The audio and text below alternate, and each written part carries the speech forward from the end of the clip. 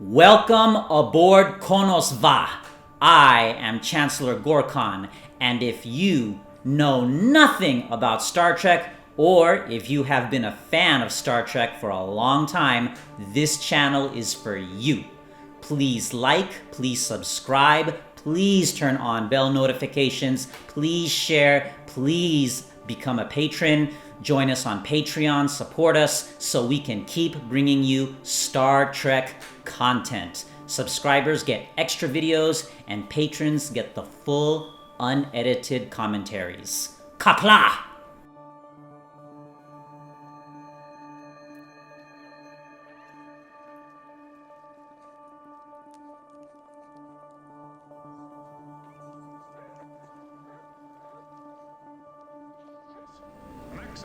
Ah, the early Star Trek The Next Generation episodes. Very cheesy, corny dialogue and music, over dramatic. But be patient, they'll get it right. First 2 seasons, not too well, but by season 3, they'll get it right.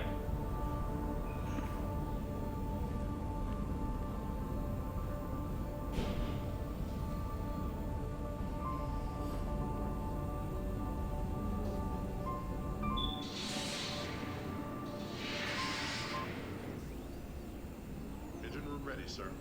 Launch on screen, Captain. All go. Stand by. Engage.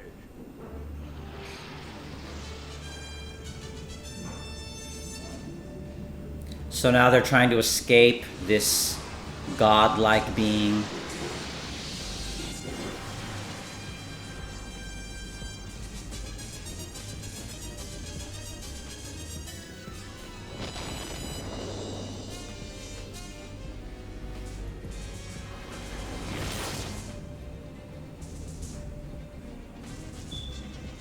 Velocity warp 9.2.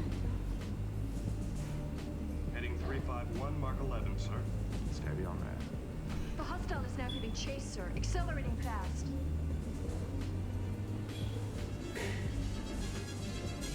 We're now at warp 9.3, sir, which takes us past the red line. Continue accelerating. Counselor, at this point, I'm open to guesses about what we've just met. It felt like something beyond what we'd consider a life form. Beyond? Very, very advanced, sir. Or certainly very, very different.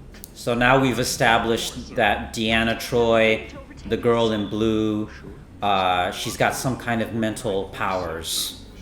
Telepathy of some kind. Later we'll learn it's not telepathy, it's empathy that she feels. So she doesn't read your mind, she feels your feelings. But that'll be explained later. Hostile's velocity is 9.7, sir. Inform the engine room that we need more. Engine room attempting to comply, sir, but they caution us. Go to yellow alert. Arm out photon torpedoes. Place them on ready status. Torpedoes ready, sir. Hostile now at warp 9.8, sir. Our velocity is only 9.5, sir. Projection, sir. We may be able to match hostiles 9.8, sir. But at extreme risk. And going back to Deanna Troi, take a look at her. Look how she's beautiful in one kind of feminine way. She has long hair and she's wearing a skirt and boots. So that's one kind of feminine beauty, and we'll talk about that a little bit later. And now we have the conversation with Worf, who's a Klingon, and in the original Star Trek, the Klingons and the Federation, or the Klingons and the humans, were enemies. So clearly, this is in the future, where Klingons and the Federation, or Klingons and humans, are no longer enemies. There's even a Klingon in Starfleet. It's still a little racist because the alien, the Klingon, is played by a black man.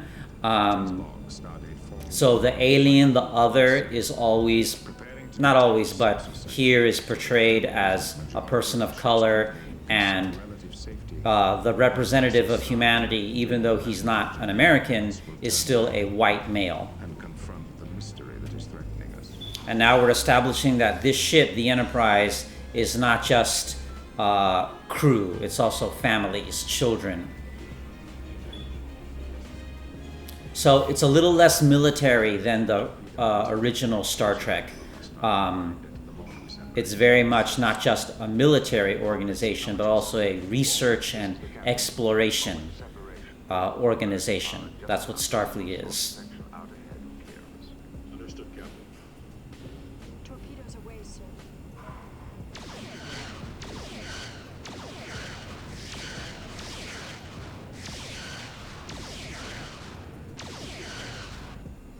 Data, we've already established. He's an android. Starship separation.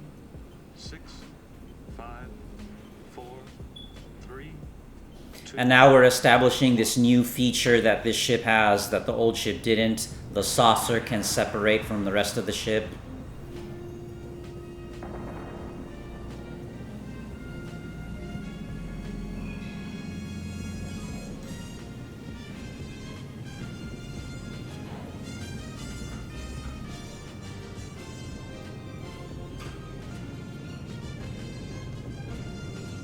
This show from the 90s, the visual effects, the special effects, the practical effects, the costumes, just visually, of course, because it's made in the 90s and not in the 60s, it holds up better today than the original. But it has the unfair advantage of time on its side. Operation is successful, sir. Kind of like comparing smartphones today to landline telephones of the past, you know, kind of an unfair comparison.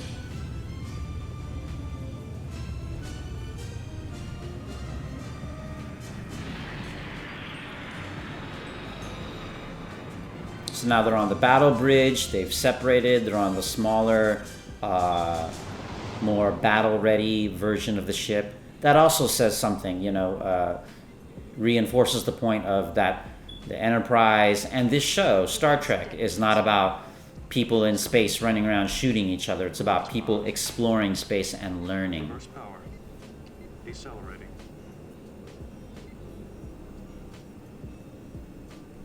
Dead stop.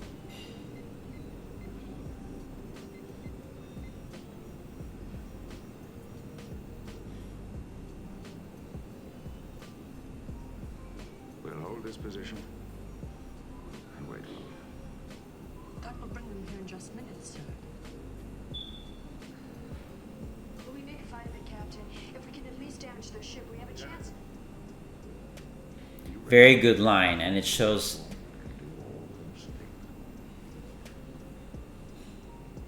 how perceptive Picard is.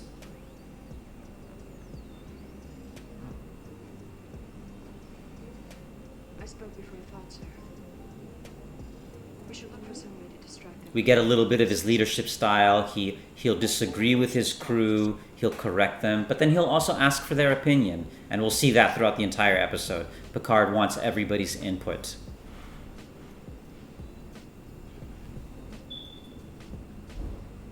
Commander, signal the following in all languages and on all frequencies. We surrender. State that we are not asking for any terms. Terrific acting from Marina Sirtis. That's the name of the actor playing Deanna Troi. She just, look at her give her all to this performance.